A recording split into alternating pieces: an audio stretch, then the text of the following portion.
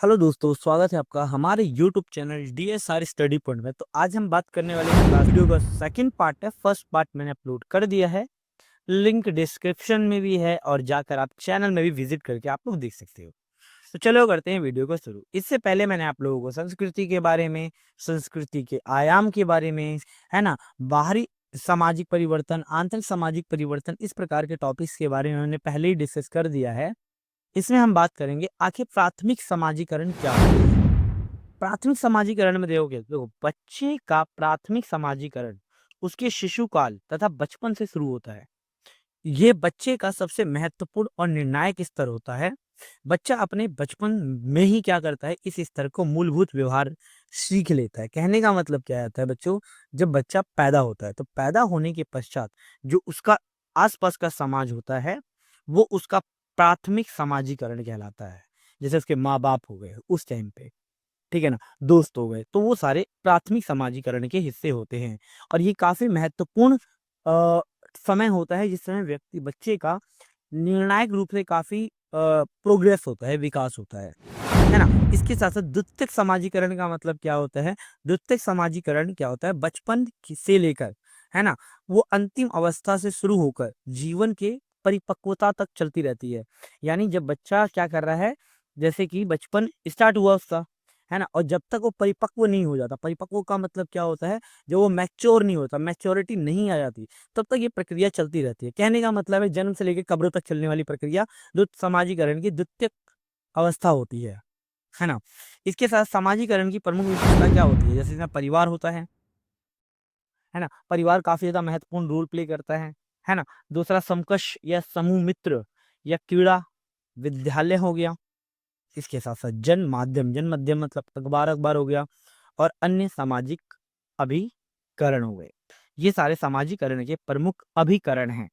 अब इन्हीं अभिकरणों के बारे में आगे हम डीप करते हैं। जैसे पहले बात मैंने किया परिवार के बारे में। देखो बच्चों, समाजीकरण करने वाली संस्था या अभिकरण के रूप में परिवार का बहुत ज्यादा महत्व होता है।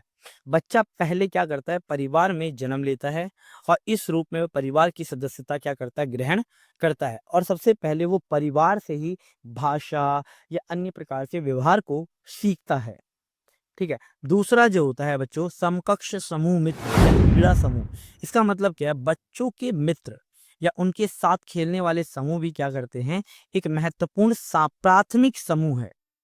इस कारण बच्चों के सामाजिकरण की प्रक्रिया में इनका बहुत ज्यादा योगदान होता है। आपने देखा होगा बचपन में ही हम लोग क्या करते हैं, माँ बाप जो होते हैं हमारे साथ अच्छे लोगों के साथ अच्छी अच्छी बातें करते हैं। क्यों? क्योंकि वो सामाजिकरण की प्राथमिक अवस्था है। अगर इसके अंदर अगर बच्चे की संगत गलत हो गई तो बच्चा यहाँ से बिगड़ना शुरू हो जाता है ना। तो कहीं ना कहीं समकक्ष समूह मित्र ये भी बच्चे के समाजीकरण में काफी महत्वपूर्ण भूमिका निभाते हैं। तीसरा आता है अगर बात की विद्यालय। देखो विद्यालय एक औपचारिक संगठन है ना। औपचारिक पाठ्यक्रम के साथ साथ बच्चों को सीखने के लिए कुछ अप्रत्यक्ष पाठ्यक्रम भी होता है। जैसे कि स्कूलों में तो किताबों के माध्यम से तो बच्चों को सिखाया जाता है। इसके साथ साथ अन्य ऐसे पाठ्यक्रम भी होते हैं जिसको बच्चों को सीखने में मदद करता है। जन माध्यम, देखो जन माध्यम हमारे दैनिक का एक अनिवार्य हिस्सा है। इलेक्ट्रॉनिक माध्यम, मुद्रण माध्यम, मुद्रण का मतलब हो जो जो छपी हुई किताबें होती है ना, लगातार बना हुआ है। जन माध्यमों के द्वारा सूचना हम इकट्ठा कर सकते हैं और लोकतांत्रिक ढंग से हम पहुंचाई जा सकती है ना। हम इंफॉर्मेशन कैसे प्राप्त कर सकते हैं, जन माध्यम के द्वारा, है ना। और उसी के द्वारा हम क्या कर सकते हैं, एक बेहतर व्यक्ति बन सकते हैं। अन्य सामाजिक अभिकरण में अगर बात करें, सभी संस्कृतियों में कार्यस्थल एक ऐसा महत्वपूर्ण स्थान होता है जहाँ सामाजिकरण की प्रक्रिया चलती रहती है। जैसे आप कहाँ, कौन सा धर्म है आपका, कौन सी जाति है, कौन सा वर्ग है, ये एक ऐसी सामाजिक अभिकरण है जो हमेशा चलती रहती है ना। एक होता है बृहद परंपरा। बृहद परंपरा रखते हो बच्चों, एक एक विचारधारक थे जिनका नाम था रॉबर्ट रेडफील्ड। इन्होंने वृहद और लघु परंपरा दी थी। तो रॉबर्ट रेडफील्ड के अनुसार वृहद परंपरा से तात्पर्य ऐसे उच्च बौद्धिक प्रयासों से है जिनका जन्म बाहर से हुआ है।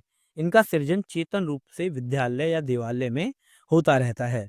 मतलब ऐसी विचारधारा, ऐसी पूजा पद्धतियां जिनका विकास विदेशों से हुआ है, बाहर से हुआ है, लेकिन वर्तमान में विद्यालय या मंदिरों में इसका प्रचलन होता जा रहा है।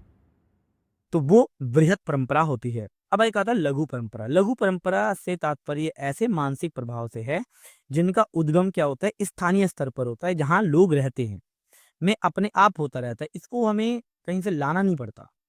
इनको ही समाज के लोक परंपरा के नाम से जाना जाता है, क्योंकि स्थानीय स्तर पर इसे क्या होते हैं, जो बच्चे होते हैं या लोग होते हैं, इस प्रकार के परंपराओं को अपनाते हैं।